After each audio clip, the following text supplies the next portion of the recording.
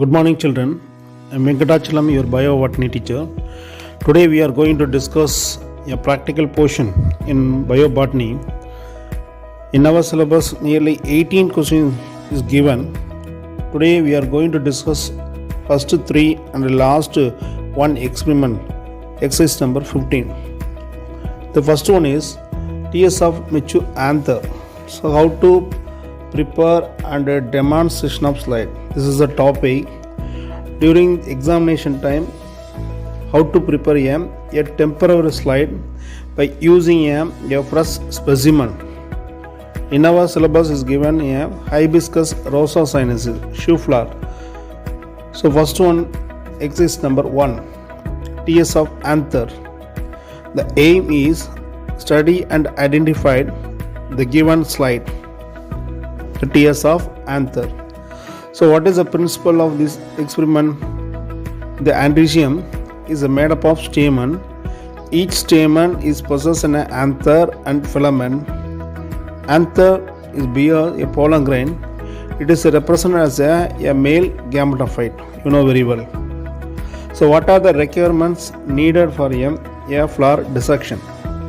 Number 1 is anther of tetrametal or hibiscus, glycerin, saffron, slide, cover slip, blade, brush and needle to prepare a temporary slides. The permanent slide of TS mature anther you already seen in our observation class. Today we are doing how to prepare a temporary slides. Okay, take a hibiscus or a datura plant and dissect the stamen and separate anther and take a thin section and observe in a microscope and record the various stages of anther from your observation. When you see that microscope, you see a mature anther is a dithecus. Dithecus means bilobed one. It possesses a two lobe are jointed by a small tissue. It is called a connective.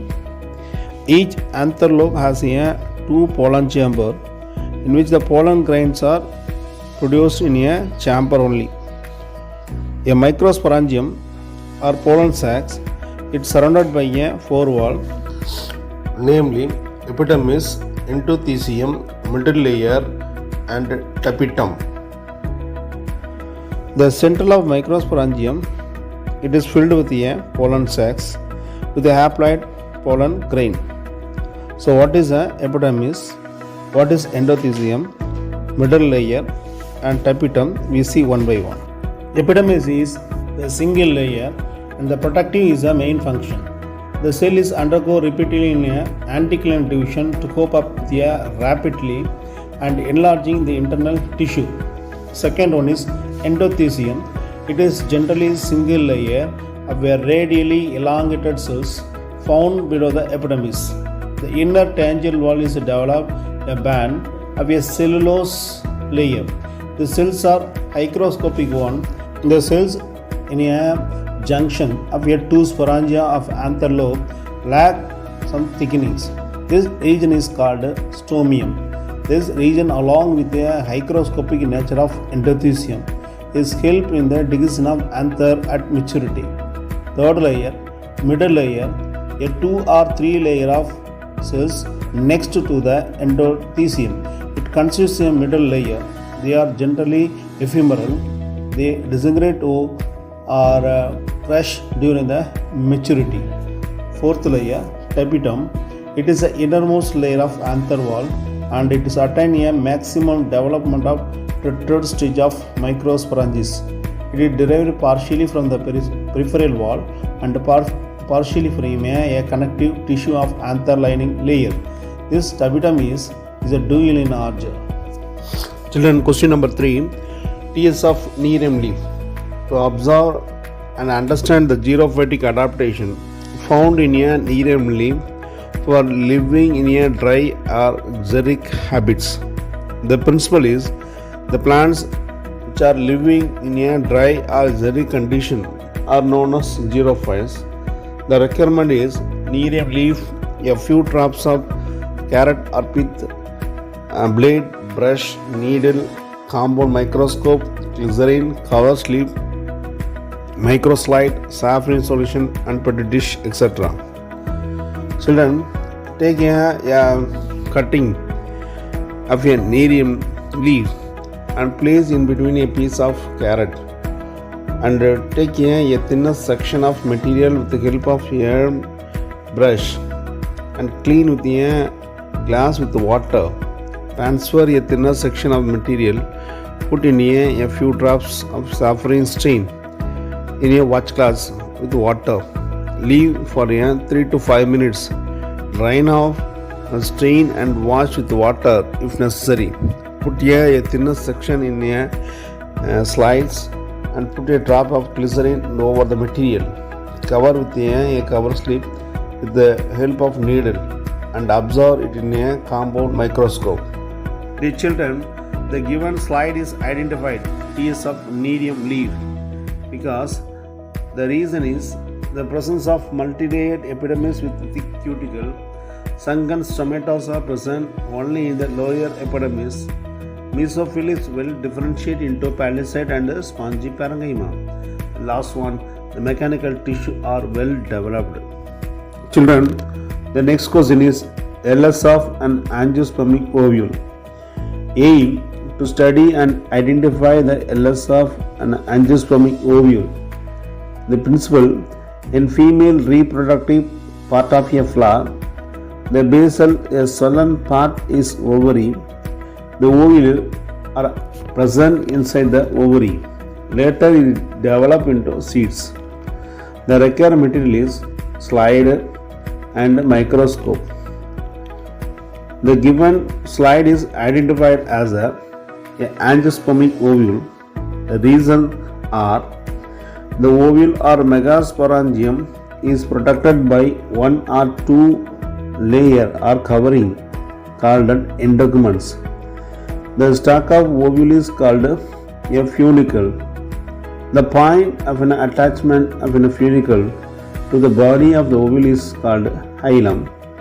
The body of the ovule is made up of a central groove or mass of parenchymatous tissue called nucellus. The integuments form a pore called micropyle. The region of the opposite of micropyle it is called chalaza. The nucellus has a oval, a sac-like structure, and a micropylar end. It is called embryo sacs. The embryo sacs, which has 8 nuclei in upper 3 and lower 3 and middle 2. In upper 3, near the chalaza, it is called antipodals. Near the micropyla, it is called acapparatus. In between the chalasal end and micropyle, the middle one is called polar nuclei. Near the micropyle, the 3 nuclei, the middle one is called acapparatus, and both left side and right side nucleus are called synergids. Children, the next one is study of pollen grain germinations. The material require fresh mature flower, glass rod, dropper, glass slide, a beaker containing a distilled water.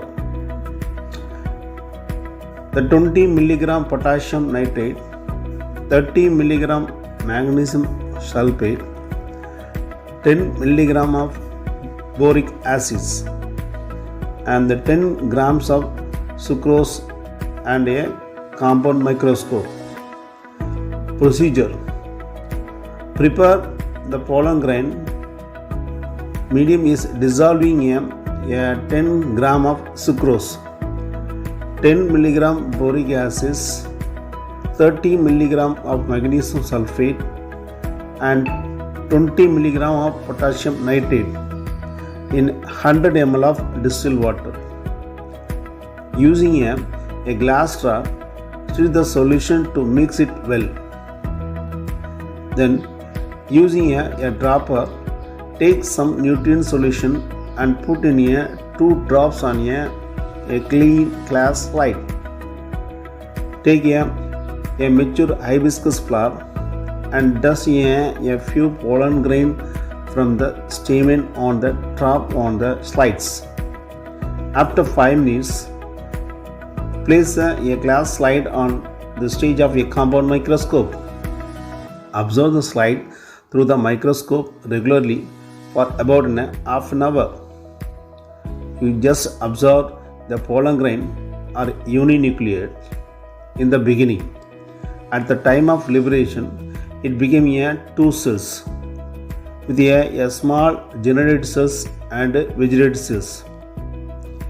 In the nutrient medium, the pollen grains are germinate and the tube cells are enlarged and comes out from the pollen grain through one pollen germ pores to form a pollen tube. This tube nucleus descends to the tip of the pollen tube. The generated cells also pass in it. It soon divides into 2 male gametes. Okay children, let's continue the remaining portion in next class. Take care. Bye.